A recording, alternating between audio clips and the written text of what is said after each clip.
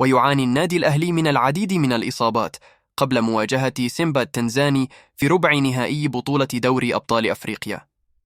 بعد تعرض إمام عاشور للإصابة في الكتف خلال الشوط الأول من مباراة مصر ونيوزيلندا، وخرج باكيا ولم يستطع استكمال المباراة.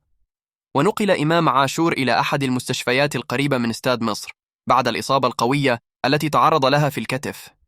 ومن المفترض أن يجري إمام عاشور أشعة للكشف عن تفاصيل إصابته ومدة غيابه عن النادي الأهلي.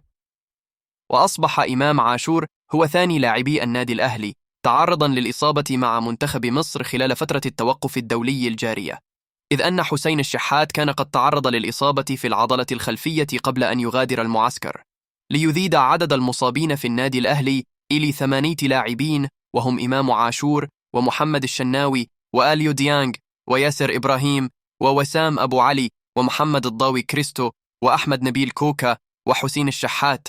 وذلك يقصر على أداء النادي الأهلي سلبا في مباراة الأهلي وسيمبا التنزاني